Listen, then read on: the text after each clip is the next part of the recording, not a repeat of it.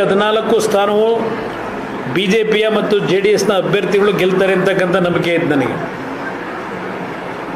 14 ಸ್ಥಾನವು ಬಿಜೆಪಿಯ ಮತ್ತು ಜೆಡಿಎಸ್ನ ಅಭ್ಯರ್ಥಿಗಳು ಗೆಲ್ತಾರೆ ಅಂತಕ್ಕಂಥ ನಂಬಿಕೆ ಇದೆ ನನಗೆ.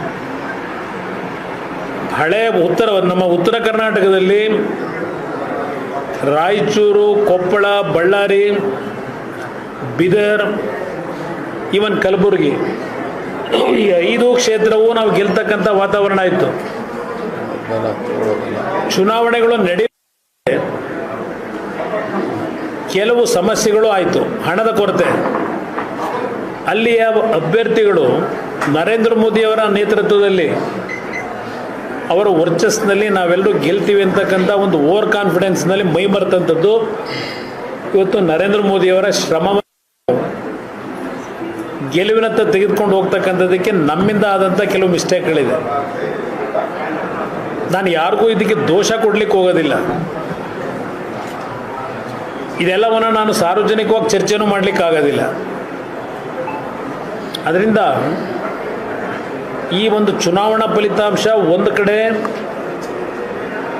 ಆಡಳಿತ ಪಕ್ಷದ ಇವತ್ತೇನು ರಾಜ್ಯದಲ್ಲಿದೆ ಕಾಂಗ್ರೆಸ್ನ ಆಡಳಿತ 20 ಸ್ಥಾನಗಳನ್ನು ಗೆಲ್ತೀವಿ ಅಂತ ಏನಿದ್ರು, ಜೊತೆಗೆ JDSನ ಸಂಪೂರ್ಣವಾಗಿ ಸರ್ವನಾಶ ಮಾಡ್ತೀವಿ ಅಂತ ಏನು ಹೇಳ್ತಾ ಇದ್ರು.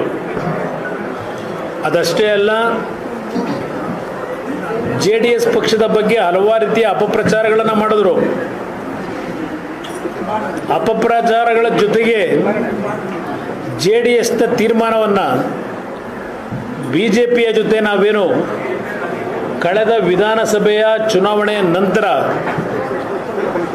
ಈ ಒಂದು ಹೊಂದಾಣಿಕೆಯನ್ನು ಮಾಡ್ಕೊಂಡಾಗ JDS ಪಕ್ಷದ ಬಗ್ಗೆ ಅತ್ಯಂತ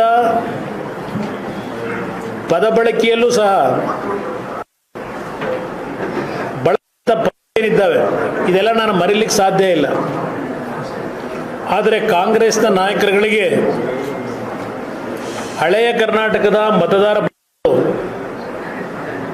ಬಹಳ ಸ್ಪಷ್ಟವಾದಂಥ ಸಂದೇಶ,